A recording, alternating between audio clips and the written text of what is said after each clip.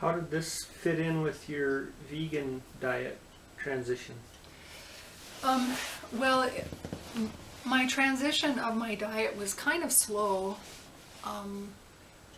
After I did the juice fast, I just simply ate fruit and vegetables in the daytime, and I did juice twice a day. And in the evening, then I would have a meal with some sort of animal protein, fish or chicken, sometimes beef, but not very often.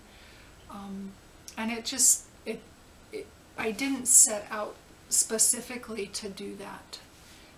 I just kind of ate what I felt like was the right thing to eat at the time. And then slowly started eating more and more clean, less and less animal protein. We didn't set out to be vegetarian or vegan until my husband came home and told me about the China study. And he doesn't read books, so I ordered the book and I read the book. And I was really shocked by some of the things that I read in the book about how your body responds to animal protein. And so at the point when I read the book, we were still eating a little fish, a little chicken, not very much red meat. But you're a Montana girl. You loved red meat. I do. And you said you were never going to give up a steak. I didn't want to. And when you stopped eating it, it didn't bother me. I think that when your body is getting what it needs, it doesn't want all that stuff. You don't crave stuff when you're giving your body everything that it needs. And that's how I feel today. I eat because it's fuel. Food is fuel. And so I have to give it the proper fuel. Weren't you a chocoholic at one time? Yeah. And don't you crave chocolate now? I don't. I really don't crave I don't crave anything.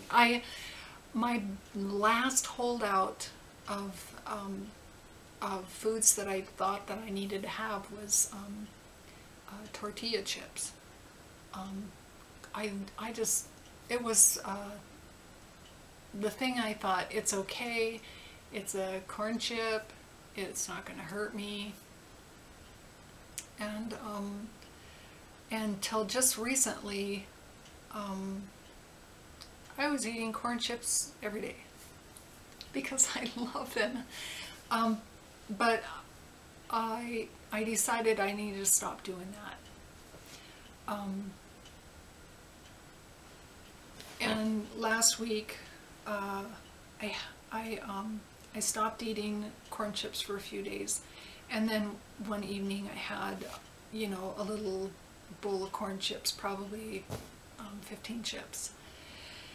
And I woke up at night and I didn't feel good, and in the morning I didn't feel good, and so the next day I didn't eat them anymore again. And the day after, I had a little bowl of them again in the evening, and the same thing happened. I didn't feel good. I woke up at night, and then when I woke up in the morning, I didn't feel good, and I thought that this was probably because I was eating this processed food, and so I just haven't had any, and I haven't had any processed food since. Got you sidetracked off your doctor visit and onto food. Can you tell us a little bit more about your last doctor visit? I went in to see the neurologist. Although the nurse practitioner was very helpful to me in getting off my medication, the nurses in the infusion suite at the MS Center were really conflicted with that, and they wouldn't stop ordering my medication. They thought that I was probably not doing the right thing, and they told me they would be fine with this, but I needed to see the neurologist.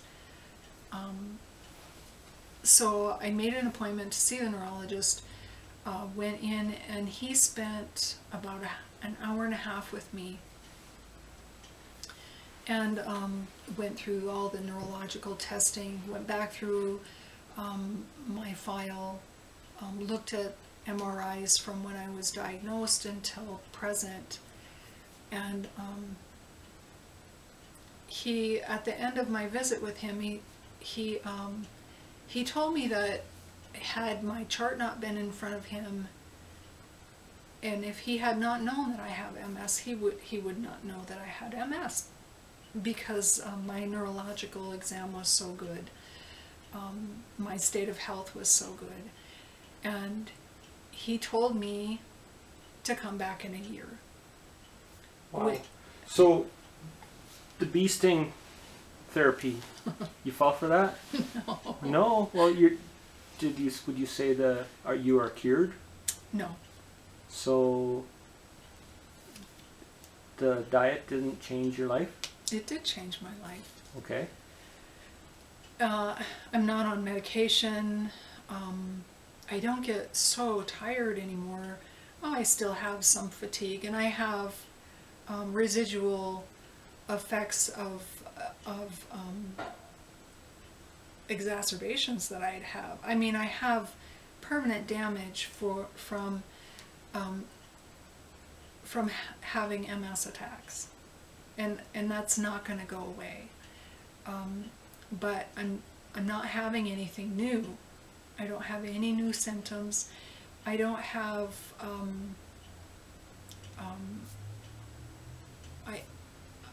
I don't feel like I felt before I was eating this way. I feel like a whole person again, and it's been a long time since I felt like that, and since I've been off of the medication, I haven't had any setbacks at all. Last week, couple weeks ago, I started having some headaches a couple of days in a row, and that scared me, because that would be kind of a pattern in going into an MS attack, but that didn't happen. It was just a headache, and I didn't have any of the stuff that comes along with that. I haven't had any symptoms of MS, and I assured the neurologist that if I did, within that year, I would definitely call him.